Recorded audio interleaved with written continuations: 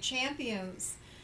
I am so happy this morning to be able to be in front of you and say thank you for your business. Thank you for choosing Champions School of Real Estate and for being in all of our offices, Plano, Fort Worth, Austin, San Antonio, Houston West, Houston North, and the Galleria.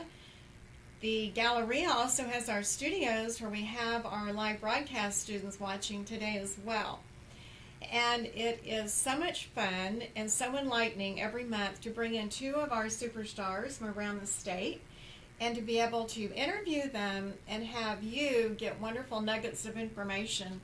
And I just have to say that it always impresses me so much to see what all of these top producers do in real estate. And it gives you so much inspiration to know that you also can have a great real estate career. You can also have a family and a life. That's right. Very much I mean, look at them. They look very relaxed. They are indeed well known all over the state of Texas. So I have Jennifer Welch, and she's from the Austin area, and she has amazing realty. And she also has Evolve 360. It's Evolve Premier. Evolve Premier. Yes, thank you. And she's going to talk with us today about buying not only buying and selling residential homes, but how she got her niche in historical homes. Yep, something a little different. Something a little different, and many other things that evolved from purchasing and finding historical homes, and she'll tell us about that.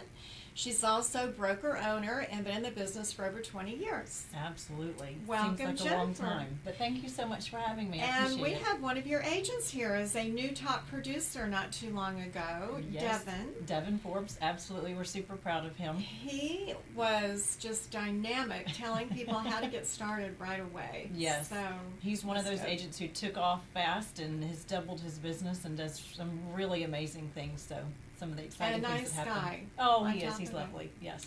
And then I'm so happy to have my friend Chris Sears. Good to see And good to see you. He is the owner of JPAR Sears and Associates. Group. Sears Group. Yep. Sears Group. And his reputation in the Houston area is most definitely a great guy, a very experienced broker, and has trained, I want to say, thousands of agents over the years. Yep, thousands. And it's impressive. just remarkable that every time I turn around, we have these incredible champions, people that I love being able to bring in and just really spotlight and profile on how truly successful you are. Thank you. Thank So you're welcome, and it's from the heart. That means a lot. Thank Well, you. and they're so much fun to talk to. Such nice, kind people. So get out your iPad, your paper, pen, notebook, whatever you have. You'll want to take some great notes as these two tell us their history and how they became the success that they are today. Aw. So I'm going to start with an easy question so that people get to know you a little bit. What was like your first job you ever had growing up, becoming whoever you are? Chris? You want my first job or my first business? Either. The entrepreneur speaking. Tell you what. My first job was at Wrestler's Ice Cream at Okay. 15, but my first business was in second grade. I was selling, I would go to the convenience store right across the street from my elementary school, and I would buy candies that when you broke them open, they were still individually packaged, Uh-huh. like Now and Laters and Starburst. Okay. And I would fill my backpack with those, and then I would sell them for 10 cents a piece or 3 for 25. I And I would, love it. yeah, that was my first I thing. love it. So right away, as Jennifer said, an entrepreneur. I Yep. can buy this package of candy and open it up, divide it, and Double my lunch money. double my lunch money. That's I how you put get my ice profit cream in money. one pocket, my money to buy more candy tomorrow That is in that so pocket. cool. Yeah. It's a great story. Jennifer? So my first job was actually at 13, and I worked for one of the neighbors who owned a business, and I think that might be part of what kind of drove me and helped me figure out how to be an entrepreneur, was being able to watch them build a business. And so I was still in school, and they, would come after school every day and work on weekends. And then that was not necessarily an official job because I was still a little bit young. But then when I did become 15, which at the time I was able to actually go to work, working for minimum wage down at the local pharmacy as a soda jerk. So I too was in Oh, ice yeah. cream. Hey, all right. Right? And I ate ice cream. All right, That's good. right. Yep. And it That just is- kind of went from there, and I ended up in real estate at a pretty young age, and realized that's what I wanted to do, but kind of took a few different paths, and started flipping houses pretty young just because it was a way to survive. And so my real estate story starts there. So, That's since awesome. you mentioned flipping houses, let's just start right there. You said that's where your story started. Tell us about that. Yeah, absolutely. So life kind of happened, and I needed to flip a house in order to survive, and so did that 20 years ago. And I always tell people I was flipping houses before flipping houses was cool. And that's what we did. So my children and the family, we just would buy a house, we would fix it up, flip it, and kind of move on. So at the time we lived in Seattle, Washington, and the market was just booming and skyrocketing. So I could buy a brand new build home, and it would be worth so much more even by the time it was built. And then if we held on to it for a little while, we could really maximize our Wow. money. And so that's what we did. And eventually I moved to Austin, and I love to flip a house. I love the design piece of it. I love the creativity of it. And there's just really something beautiful about giving a home over to a new family who's going to make memories in it. And it's suited for them. It's exactly what they need, because not everybody's in a position to be able to fix up a home, and they want a dream home, and this is a way to give it to them. So, you were flipping houses before flipping houses became so popular. Yes, 20 years ago. 20 years and, ago. and that's kind of what started our real estate business as the brokerage that it is today, is because people were coming and saying, oh my gosh, what you do is so cool, I want to know more about it. And so now today everybody knows about flipping houses, but because we've been doing it for so long, we have so much experience. Boy, have we learned some lessons through the years. And to be able to share that knowledge and impart that, it's pretty neat. So that's one of our businesses is called the 21-Day Flip. And we have its own dedicated website, because what we have built is a model by which we can come in, flip a house in 21 days, do great quality work, beautiful work, and deliver it over to a new family without all the holding costs. And we've kind of worked through that process of how do you put that into a methodology that you can follow time and time and time again. And so that's one of the things that I teach my agents in our brokerage. So, would you That's say cool. that was your stepping stone into real estate? You know- Flipping that first house? You know, it really was, and at the time I didn't even realize just how impactful this was going to be to my life and to my career and to my whole future, and even my kids. But it absolutely was. It was a necessity at the time, but I fell in love with it, and I really enjoy what we do. And there's so many different facets to real estate. So, There are. yeah, so from that became, we were flipping houses, and then we learned how to wholesale homes. And I was running these construction crews, which I needed to keep busy. So now we have a whole construction management division, so that I can keep those crews busy. And now we run multiple crews, of course. And even funny, from that we even have a retail store, because as we're out doing some of our historic projects, which I know we'll talk about, sometimes there's an old fireplace that needs to be saved, and door hardware and those kinds of things, so they end up over in the retail shop. So real estate has just really become all-encompassing in our life. It's and like the pebble in the brook. You started Yeah. with one little thing, and the rings of everything That's that right. you've brought in multiple areas of real estate. That's right. And they have all joined connect, in. and they They mean all something. connect. Mm-hmm. So, That's Chris, did you have a defining moment? How did you start out in real estate? So I used to be a professional ballroom dancer, actually. That's great. Are you serious? I'm serious. You are a well-rounded never guy. seen you dance. Yeah, Next yeah. time you come into the school, would you do a Little demonstration? shindig, yeah. So one of my students, I used to teach ladies how to dance. I know both the men's and women's parts. And one of my students owned a real estate company here, probably less than a mile from this studio. And she said, man, you're really good with people. You really need to be in our business. And I kept putting her she off was and putting right. her off and putting her off, and so finally she offered to pay for my classes, and I said, Wow. okay, then I'm in. And so 24 years later, here I am. 24 years later. Yeah. It's just, I want to say incredible again, but it's just so interesting to see the different walks of life people come from. As I love telling new people, we don't hear of anyone that said, I was born, went through school, and couldn't wait to go into real estate. Right. Well, there may be one exception. Right. And he's up in Huntsville with, I don't know if you know Adam Adam. Olson. Yeah. He graduated from high school and that was it. But generally, people come from different walks of life and find what gives them their excitement. And right away, were you involved then as an agent in residential Yeah.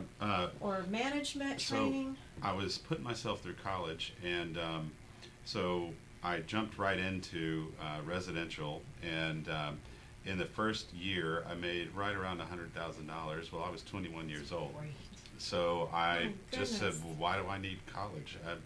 I love this business. I'm hooked, and so I quit college, did this full time, and the next year I did my first commercial deal, which was a 42,000 square foot retail center in Stafford. Wow. And how old were you at this point? 22.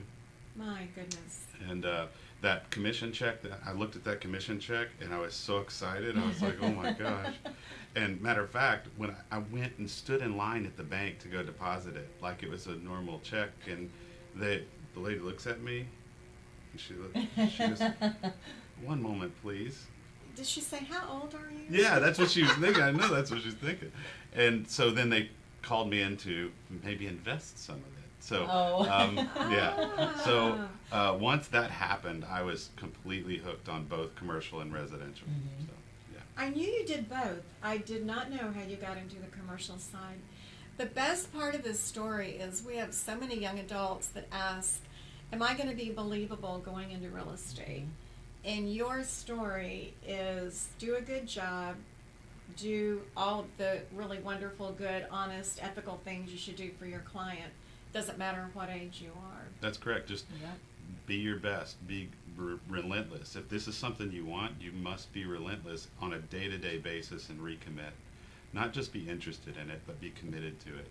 And it is a beautiful business for those that are committed. It really, truly is, but that is an amazing success story. And there's no ceiling, so when you're No. committed, you can do anything you want to do That's correct. and make as much as you want. How long do you think it took you, Jennifer, to get started in real estate where you felt like, how long were you an agent before you opened your own company? So I actually have a little bit of an interesting story there. So I opened my own company pretty much right off the bat. So I went to work for a big box agency for the first year, and then that just didn't quite fit for what I was doing. All the extra things that I did and all the investment strategies, and to share some of that with the broker just didn't really make sense. It didn't put me in a strong negotiating position. And so I went and worked for a boutique brokerage, which that didn't work either. I had some challenges there because, again, what I do just doesn't fit into the typical brokerage model. You want to do a lot of things. I really do, because that keeps me interested. It's that way to be challenged and to really make real estate work for me. And that's kind of what I teach my agents, is there are so many ways to make money in real estate. And not that you want to spread yourself thin, but you want to just explore that and have fun and make the most of it. If you're going to work every day, you might as well love it, right? And so I actually found a broker sponsor, which I am now. I'm a broker sponsor for agents who want to have their own agencies but aren't either ready to be brokers, haven't met the time commitment, or just don't want that legal responsibility. And so I actually found a broker sponsor who was kind of the quiet sponsor in the background, and I built Amazing Realty long before I actually had my broker's license. And so your question is about that timeline, and I think for me it was a little bit escalated because I was so driven and so motivated, and I think a lot like you. I could see that there was a path for me, and I just went after it. And I think that's what agents need to know, is whatever it is that they want to do in real estate, you just have to go get it. Make a plan, and surround yourself by people who are going to challenge you and encourage you. A lot of times I have agents who come and say, you know, I've been with somebody and I just didn't get the support I need, or they told me that I could only do this. There's always an office for everybody. There is, exactly. Now, what are all the different entity parts of your business that you do? Because I know you're a little different. We are very You different. have historical homes, you do Mhm. investment. Tell us everything. That's right. So Amazing Realty really has kind of all the different divisions, and so within that we have construction management, so we can build a home from the ground up. But really what we do a lot of is remodel work. Sometimes people come to us and they want to buy a home and then they want to customize it and make it their own, but they don't know where to start. And they already trust us. We have a long-standing relationship with them for whatever reason. They've watched us on Facebook, or they know us personally, and they've seen all of the flipping and the work that we do. So that's one big piece of what we do. You mentioned the historic renovations. We do lots of investment work in addition to that. And so we have a property management division. We do a lot with our investors, because we're able to actually go in and fix a property, prepare it for lease it, be the property management. So Do you have anyone that just calls you for consulting, lots of wondering that. if their home or property is of the historical age? Yes, absolutely. And that's so fun, because a lot of times people don't know what to do. There's a plaque outside, or maybe there isn't. And they just want it to be true to what the time period would have been, and so they don't know where to begin, or they don't know construction crews who can Is manage it more that. involved with the sales process, going through any kind of special Texas history registry, It can be. and legal issues? It can be, and there's a lot of tax implications. There's all kinds of things, permitting, and depending on where they are. And a lot of times these are in old towns that don't necessarily have robust city councils or ordinances and things like that. So there's a lot of complications that come in, which is why we go in as a consultant, because we can really help navigate that whole process and pull it all together and give them a beautiful product at the end that meets all those needs. So we got called just a couple of weeks ago to go do a consulting job at what's an old bank in a small town, because we just finished one. We just did the Bartlett National Bank out in Bartlett, Texas, and it's a short-term rental now, so again, a different part of real estate, right? And it's hugely successful, and it's such a beautiful building. When you say short-term rental, renting it out to another bank, did you convert it into apartments? What did you do? It's one great big, I'm going to call it home or condo. And so the old bank teller cage is the kitchen, and the vault is the pantry. Oh, wow. It's so fun. It really is. The old lobby is the living room now. And one of the bank manager's offices is a dining room, and that vault is the wine cellar. So there's vaults all throughout it, and there's just so much history. It's so much fun. We actually found an old letter on eBay, which I bought, and the bank manager in the 1920s is telling the person that he's giving them the sign-off, basically, that their loan has been completed. But in it, he couldn't remember the amount of the debt, so he sent it to them blank to let them fill it in themselves. Oh, wow. That Isn't that funny? His only job. and honest. Right. Wow. Yeah. And in the bank, we actually found all the original deposit slips back to the early 1900s and the handwritten registers. And so that's part of why we love what we do so much, is because we're actually able to save history and bring the story of these buildings back. And so I'm in the process of writing a book to tell the whole story of it and to capture Love the it. images and the parts of this old town, which is just really beautiful. I have a special place in my heart for Bartlett, just because we've spent so much time out there, and there's What a lots of other great renovation that's going on out there. Great story. That's cool. Great Thank you. niche, for sure. And it's so fun. It's this really interesting part of real estate. So, That's awesome. Chris, when you decided to become an owner, how did that come about with JPAR Sears Group? Well, it's a very long story, but I'll be well, brief. bring it down. I'll be brief. It's a huge step. Yeah, so JPAR is a great brand out of Dallas, and I've been talking with them for some time about helping them do some things, and they called me last year and said, hey, we've got ideas for Houston. We'd love you to come on board, and we'd love you to look at our platform, etc. So I looked at the platform, and with all the disruption going on in the industry, We're the gonna talk about technology, disruption, for oh sure. man, the technology that they were offering to an agent, I went, oh my gosh, this is phenomenal. And so I jumped on it. I'd already been thinking about opening my own Your own brokerage, shop? literally for about a year. And as you know, I've run several for other people for a Yeah. long time. And so my wife and I, she's been doing this 17 years, now I'm 24, so we both got together and said, you know, we got to really start looking at all the models and the platforms that are out there to really support an agent. And so when they called and they showed us the model, we were just, wow, this is It was a good fit. yeah, it was a moment where we go, you know, this is very serendipitous right now. And so we jumped on it. And that was last March. I was going to say, you really did jump on it, because now I believe you have a couple of branch offices already. We're launching a second one, yes. And Good. we're right about 125 agents.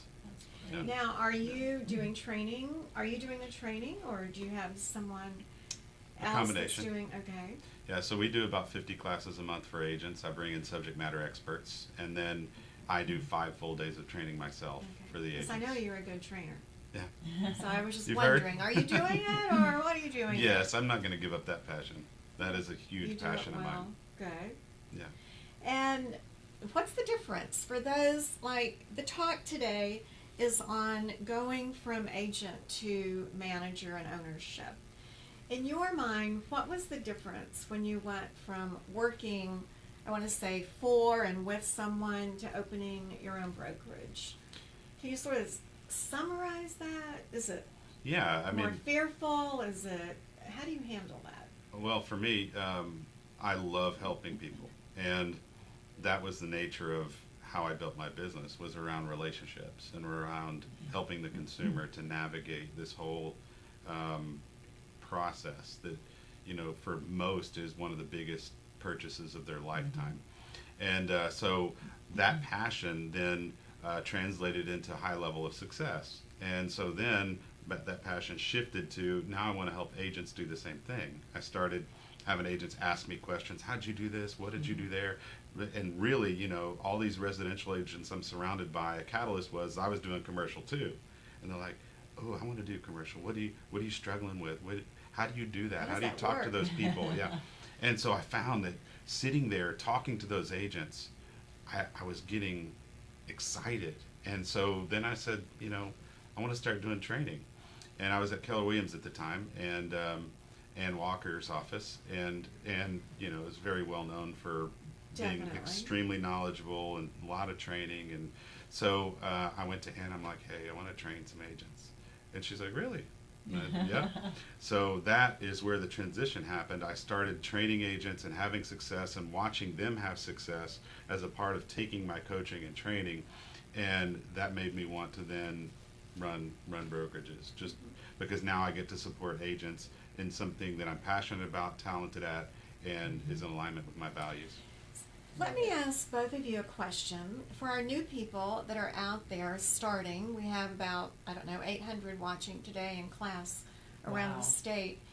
And if you were to give them 2 or 3 basic tasks to get started, what would you tell them, Chris? They're brand new. They need to get started. What should No. they do? So number one, have a database management system that they're going to put their contacts in and nurture them. They can't keep them all up here and nurture the relationships appropriately. Number two, know their numbers. Know how many contacts a day they need to make, how many leads they need to generate, how many appointments, clients, and transactions they need to close in order to hit their income goals for the year. If they don't know that, then drift happens, right? It does. And so that's where a lot of people get out of the business, because they have too high of a burn rate, they're spending too much money and not paying attention to the traction they're bottom getting. line. That's correct. That's why chapter 1 in my book, 30 Days to Success, that I've had out for quite a while, the very first chapter is just that. It's how much money do I need to make? How am I going to get there? And then it's how many contacts per day, how many sales, how many buyers, how many listings in order to make that money. Otherwise, at the end of the year, you may not get to where you need to be. That's correct. But And you're then able to track it. the through third year. thing, Mhm. so that's the second. The third Go ahead. thing is paying attention to what you're tracking, so you're engaged enough to understand what your conversion ratios are. If you don't understand what you're looking at when you're tracking and how to adjust accordingly, then that's also running the risk of being one of those people who get out of the business in the first 2 years. What have you found to be the best way for an agent to be accountable to that tracking? Accountability partners. So all you really need to do is share your goals with somebody, your daily goals, with somebody that you trust is going to look you in the eye and say, did you do it? And you're willing to give them the real answer, not the one from your ego, right? Because some That's days you're going to fall powerful. short.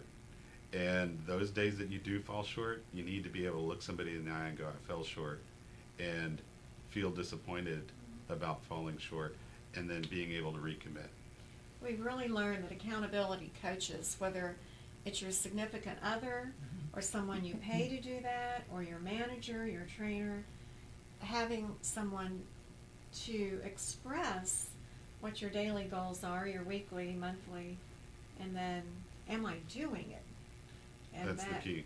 accountability person needs to not really be your best friend that says, oh, but that's okay. It's okay, let's go have Because some it's wine. not okay. It's not That's okay. right. That's right. You've got to get back on track. Yeah. Yep. I hope our students wrote those down. Do you want to mention the 3 again? Sure. So number one, you have to have a database management system. Absolutely very important. Write down everybody you know. Number two, you have to know your numbers. Set your goals, know your numbers for the year all the way down to today. How many contacts today is going to translate to my income goal for the year? And then track it. And then number three, know what you're looking at, know your conversion ratios, and I'll kind of also finish that out by saying have somebody you tell that to that's willing to look you in the eye and help you hold yourself to what you committed to yourself to do. Exactly. Mhm. Great information. Jennifer, Mhm. what would be a couple of tasks for a new person to get their business started? So I have agents who come to me a lot of times and say, can I do this part-time? I'm still, transitioning out of another career. And I tell folks the most important thing to do when you get started is to carve out some time every single day to focus on your business. It doesn't necessarily have to be an 8-hour day, but if you carve out some consistent time, and I don't necessarily like the concept of time blocking, but that's truly what it is, but you've got to have some time in every day. And I think one of the other most important things is to write down those goals. If you don't write it down, you're not going to see it, you're not going to be accountable to it, and you're definitely not going to achieve it. And I think that once they do that, that they begin to realize that they might be part of something bigger than themselves. And so that in itself is powerful and empowering. And I tell agents the third thing is to be consistent. So a lot of times agents have seen that they can do cold calls or door knock or do something, and they try it 1 week and it doesn't work, so they go try something else for another week and that doesn't work, so they go try something else. And so I tell people, stop, let's figure out what you want to do, let's look at those goals, let me use some experience, let's bring in some other folks that are also interested in that, and let's get you on a path, and then stick to the path, give it some time to work. You're not going to make money overnight. We've been in this business for over 20 years, and so it doesn't happen just in the blink of an eye. You've got to be committed to it. You've got to be consistent. You've got to continue to be dedicated to it. And I think that's where a lot of times agents fail, is that they're just trying little bits of everything and just looking for that, overnight success. And it's really about being consistent, writing down those goals and knowing where you're going. Can't say enough about consistency. Exactly. Don't give up. Don't give up. Don't give up. That's right. You've got to give it time. I tell agents those first few calls that you make might not be deals you get until a few years down the road or even months down the road, but it's those calls that you make today and that consistency to follow up with them and nurture them is what drives them. I sold a house once from a client that I had started a drip campaign 3 years ago, and I tell my agents that sometimes you just have to stick with it. It's important to be consistent. So explain to our new people what a drip campaign is. That's a good one. So a drip campaign is something that you develop that communicates with a client on a regular basis. And so I teach my folks that sometimes that's automated. So I kind of laugh at the gal that bought the house 3 years later. She'd been on a drip campaign, and I had actually not been engaged because my drip campaign was doing the work for me.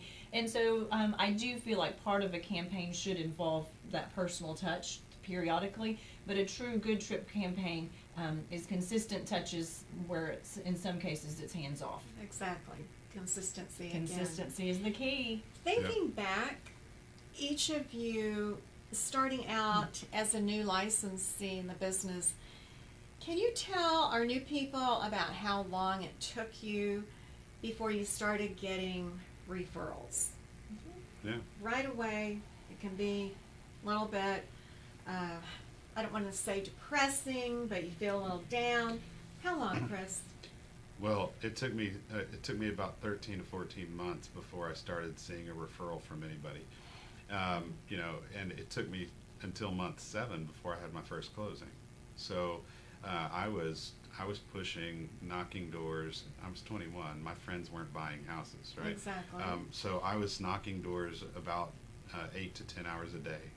Wow. And so in month 6, I almost quit. I almost gave up because I was just like, I haven't made a single closing. How many countless hours have I put in? Maybe I'm just too young. It's a mind game, Sure right? can be. The battlefield's in the mind. And so in month 7, I had 4 closings.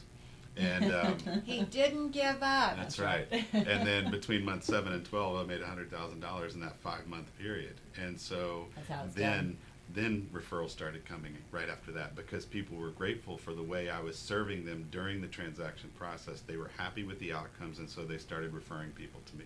But it was clearly after 12 months that I started getting any kind of referral business.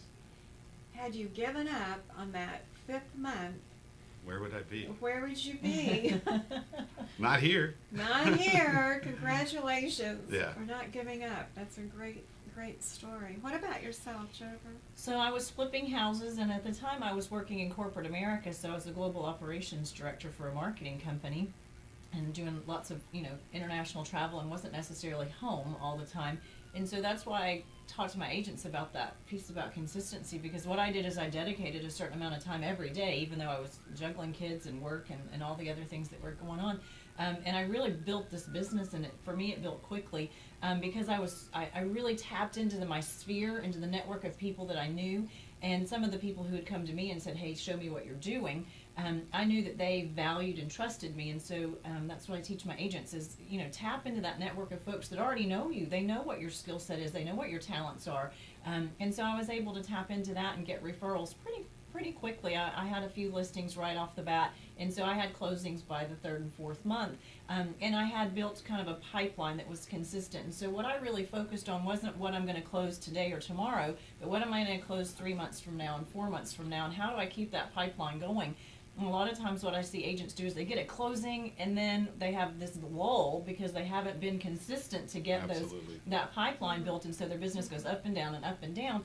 And I think the key for me was that I did focus on the future, not on what's tomorrow. Tomorrow's going to That's happen. great We already built advice. that. Yeah, That's huge. absolutely. You have a closing today, but you still need to prospect today. That's Bingo. absolutely. You can't stop just because you got this paycheck today, because it takes a little while to get that next one in the pipeline. So Now building that's key. you took another leap of faith and opened a couple of offices outside of the Round Rock area. Yes. How did that come about?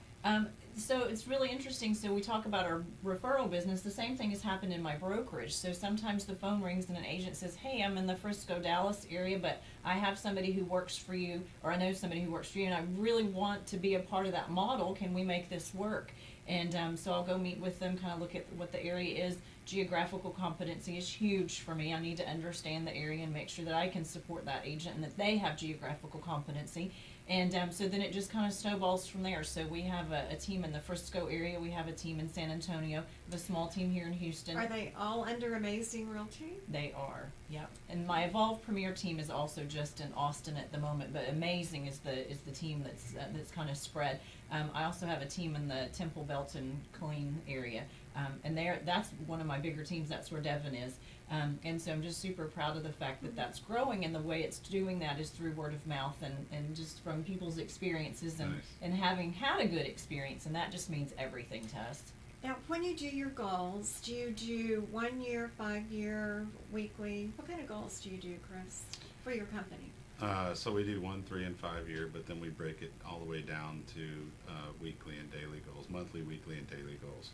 My daily goals are the ones I get up in the morning and recommit to every day, and they're all in alignment with the long term, right? So reevaluating every single day is important. I use the analogy when I'm talking to my agents about how a plane flies, right? A plane uses a GPS system. That's why pilots sometimes fall asleep once they're cruising altitude, right? It's working Because for 'em. they put the latitude and longitude in, i.e. the goal, and then they take off. Now, if the plane only checked where it was versus where it wanted to be every 5 minutes, we might end up on the ground in the ocean. And it crashed. So in real time, the plane is checking where it is versus where it wants to be and readjusting accordingly. So daily goals and readjusting daily is important to me, because then I can mark where my trajectory is and adjust tomorrow And so every single day, by the end of the week, I know, okay, I hit my week's goals. I hit my daily goals maybe 3 out of the 5 days and exceeded them the other 2 in order to make sure I stayed on track. So if you can break your goals down all the way to a daily activity, that's going to be very important for you to be able to focus on those action items right in front of your face to stay in trajectory. That's a great analogy. It's a great visual for Mhm. sure, and it most definitely says a message to everybody. There's some that will say, "Oh, I carry my goals around in my head." Well, there's so many other things going on in our head all day long. Open loops. Right. Yes. Well, let me ask both of you this question. We have, as you know, in our industry now, what we call disruptors. And disruptors have definitely disrupted a lot of our agents with worry and concern.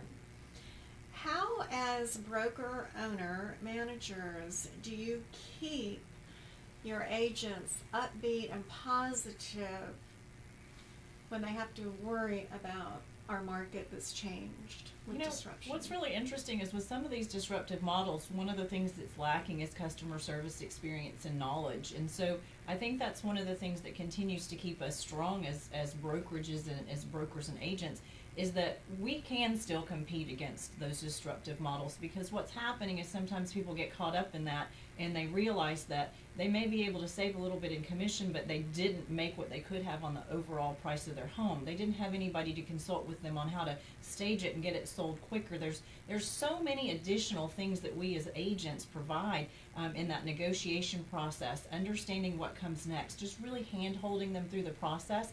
And it's a huge deal to buy and sell a home. That's one of your largest investments, and to be able to have somebody there to consult with you is so key. So sometimes these disruptive models are so hands-off that it really actually has, in essence, showcased the value of the real estate agent and the brokerage model instead of just being that disruptor. So I encourage our agents to look at it from the other perspective.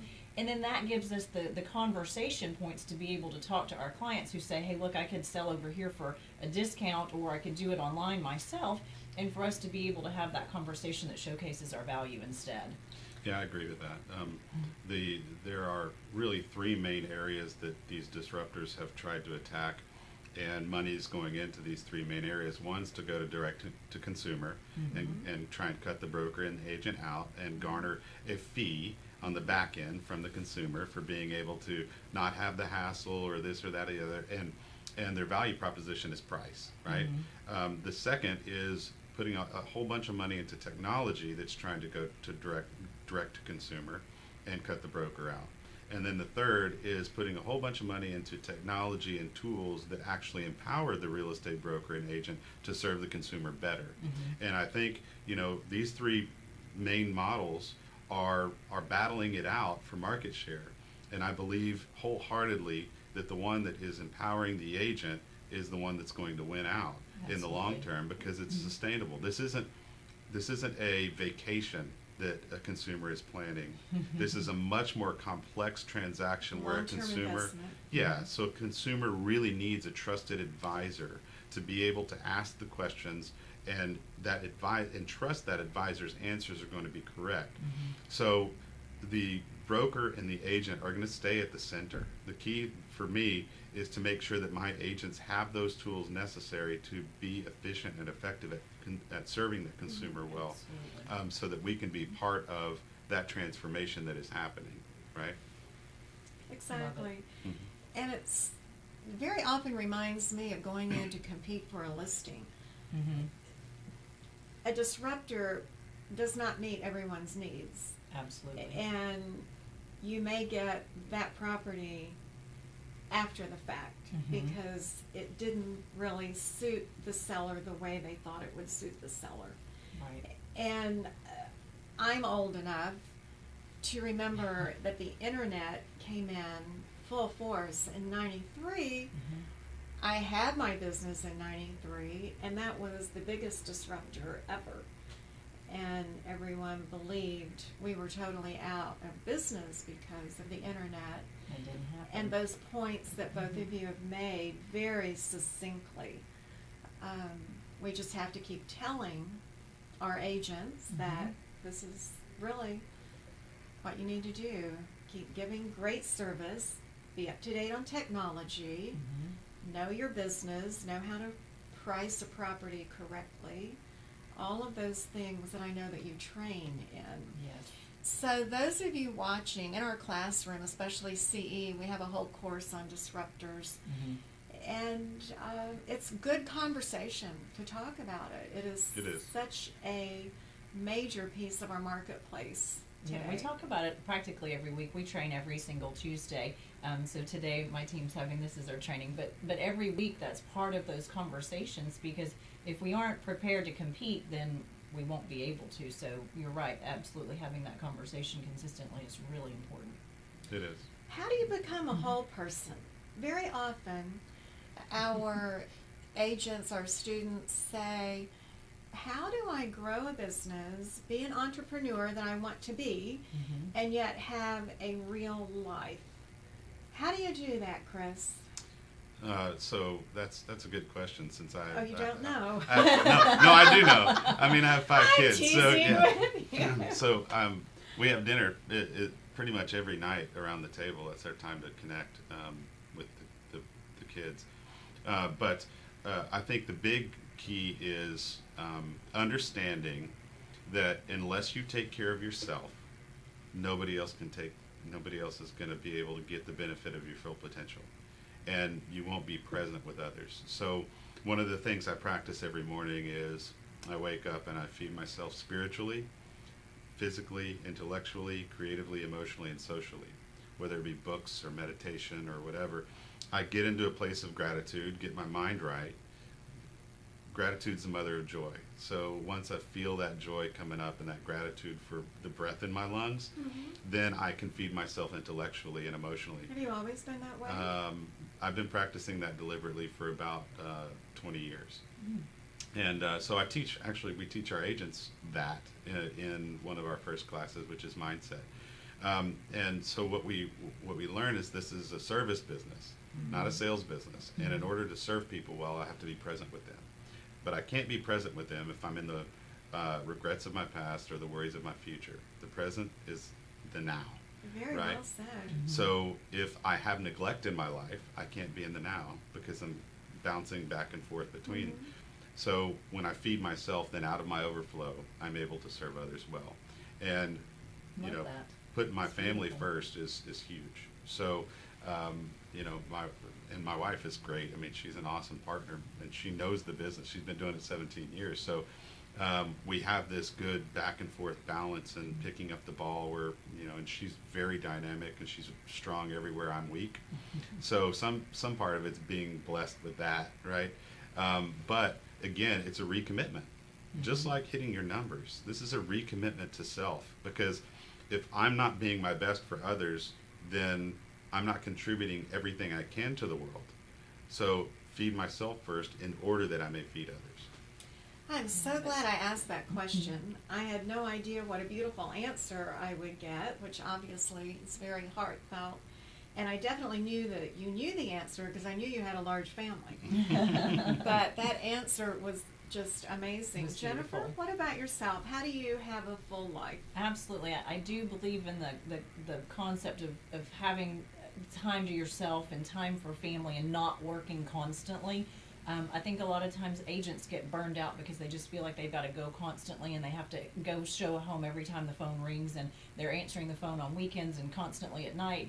And I found that just setting boundaries was important. And so I started my business as a single mom, and I have 2 beautiful children. And I think there's, for me, a beautiful testament to the fact that that time was well spent. I had to drag them along with me to flip houses, and they know exactly what the ins and outs of that, and they attended closings with me. And so now they're both working on their real estate licenses, and I'll throw in that Champions. Yes, thank you. There are new Champion students. That's right, they are. And for them to want to be a part of the brokerage and to be able to have taken that and not resented the time that I spent building a business, but instead learning the lessons from that and becoming strong citizens and kind of understanding the value of money and the value of real estate was just hugely empowering for me, just as they began to have those conversations with me as they entered college. And my youngest is finishing high school, And he has an off period during the day right now, and so he's working on his real estate classes so that he can Right. have his Pretty license the impressive. day after he finishes high school, because he wants to be selling real estate while he's in his college years, That's awesome. as well as working on his degree. So for us to find that balance was sometimes just have an open conversation at home. Hey guys, here's what we're going to do this weekend, and making sure that they knew that they had time for themselves as well, and that we were going to do things that were important to them. And we also were going to do this work piece, and that work piece, understanding that that's what feeds us, and kind of for them to see that whole cycle was key.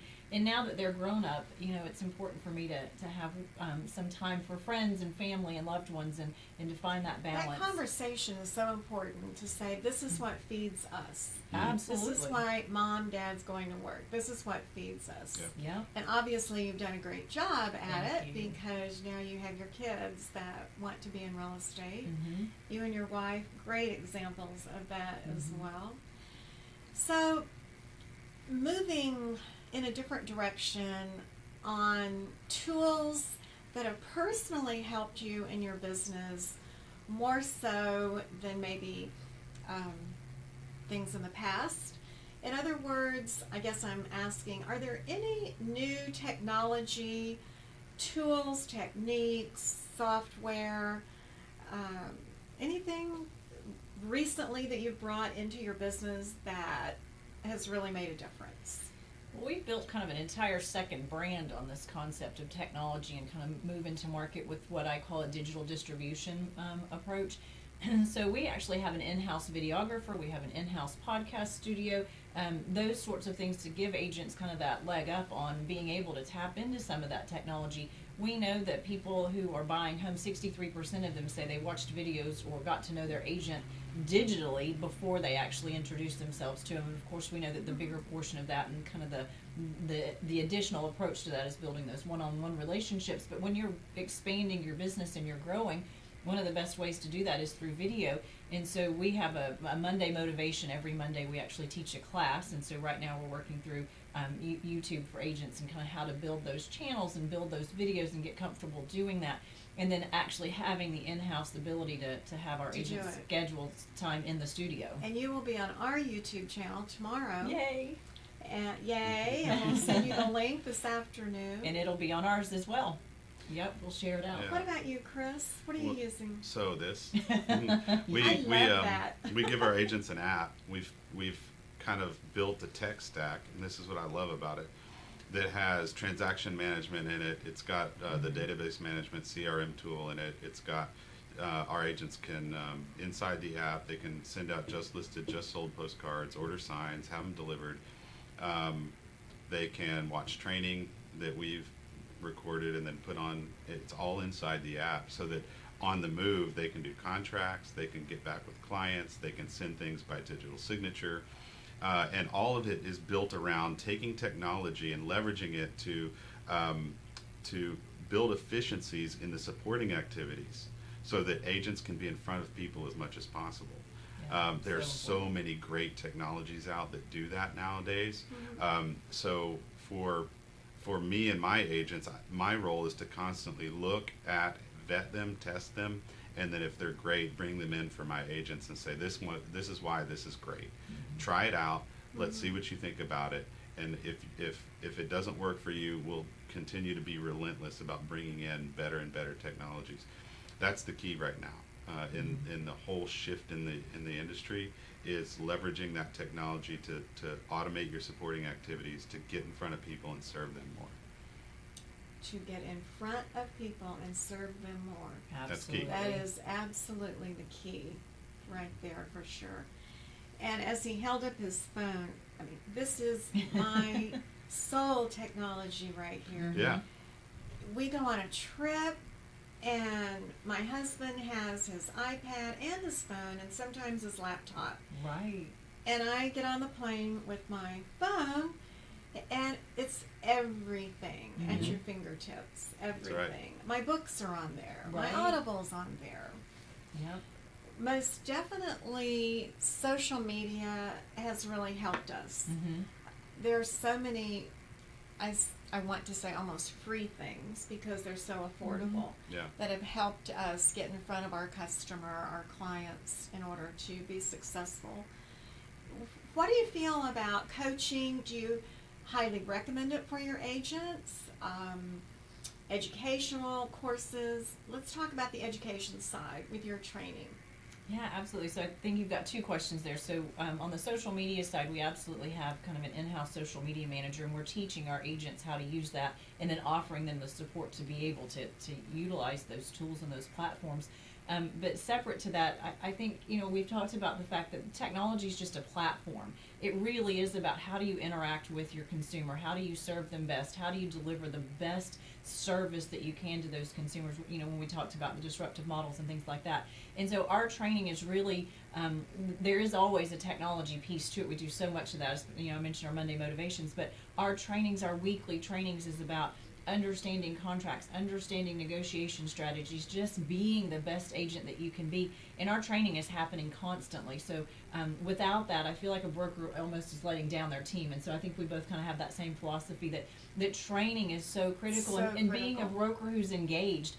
So often you hear of, unfortunately, sometimes there's brokers that have checked out, and I think it's so critical to have a broker who's engaged in values training. We send our agents to Champions for training. We're bringing training in-house. We're bringing in specialists, and we're constantly looking for that new and that next, best platform for our team, but always coming back down to how is it that you are the best agent that you can be, and what is it that you need to know about our industry, about contracts, about delivering that service to your client. Yeah, I agree. Training is. I'm a lifelong learner. I'll never stop as long as I'm get out of bed today. I'm going to keep learning, right? Whether it be audiobooks, whether it be coming to class here, whether it be ChampionsLive, whether it be attending conventions or conferences or best practices, masterminding, and coaching too. I mean, I've had multiple coaches for 23 of my 24 years, and then before that I was a ballroom dancer, so I had coaches, right? But that being said, always being engaged in bettering yourself. I tell my agents, the person that I should think I'm better than is the person I was yesterday. Nobody else. Love it. Right? So then all I'm doing is striving for excellence and learning every single day. And if you're not doing that as a real estate agent, then you're missing out on the boat. You need to be engaged in learning every day, loving what you're learning, and then going and implementing what you're learning and tracking the results. So that's key. I love the student that walks out of their classroom and says, I just love being back in school. I love the learning. Because you know that when they get to either of your offices, they're going to say, teach me more, teach me more. Yeah. And that will be the one that just goes bam, because they're listening and they are enjoying it and they're learning, and they will be awesome. Absolutely. Yeah. Finishing up today, because it's been a fun 50 minutes with the two of you and very informational. You can just tell what good, kind, smart people these two are. It's my pleasure having you here today. Looking back, what advice would you give to your younger self from what you've learned these 20 years in business? Chris? Oh, that's real easy. It's just one sentence. Oh. Get everything in writing. Get everything. Whether it be... That is really good. Get everything in writing. That's awesome. Period. It is. I love that one. It is. That says it all. Mm-hmm. For me, I think at times it's easy to get caught up in some of the negativity or folks who say you can't do it. And so for me, I made a really conscious decision, and I can remember the moment that I made that decision, that I was going to surround myself with positive people, and I myself was going to be a positive influence. And I think for me, I wish I'd done that earlier, because sometimes when you listen to those who say you can't and you get caught up in why, they aren't important. It's what you think about yourself and what you know you're capable of. And so realizing that dream, writing it down, and just going after it, but making that conscious decision to surround yourself with positive influences is truly key. And being willing to say to those negative influences that I don't need you, and there's a nice and polite way to do that, but separating yourself from those so that you truly are surrounded by people who are going to motivate you and encourage you and challenge you and help you get where you need to go. Okay, so get everything in writing and what she said. I love it. And I hope you got all that in writing. Yeah. They were both good, excellent statements that help all of us. So as we move forward with our 1 hour together today, I want to let all of you know that tomorrow morning, this will be on our YouTube channel, and you'll be able to hear this all over again. And as well, I can't wait for Volume 3 to come out of Successful Tendencies of Real Estate Champions. This is Volume 1. Volume 2 will be out this month.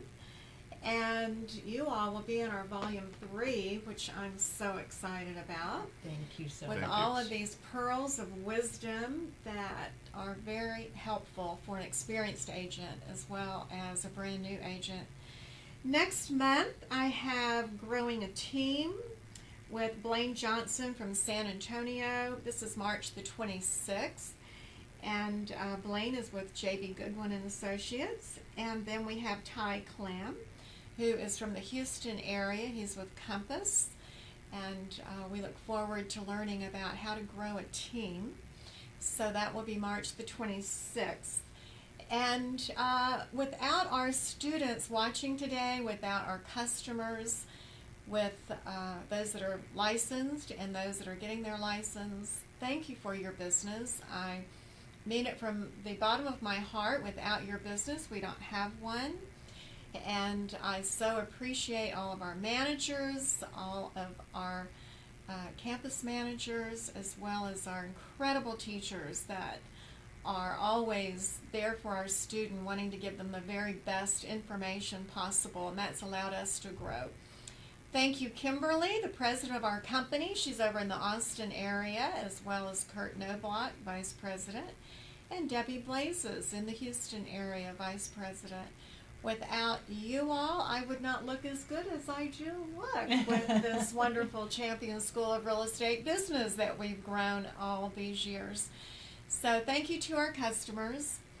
Thank you so much, Jennifer Welch Thank you. with I Amazing appreciate you. Realty, and Chris Sears with JPAR Thank you. Sears Group. I so appreciate both of you being here today and sharing your experience. It was wonderful to be with you. Thank you. It was. Thank you very much. Welcome. Thank you. All right. Have a great rest of your day, and we will see you March the 26th. Bye-bye.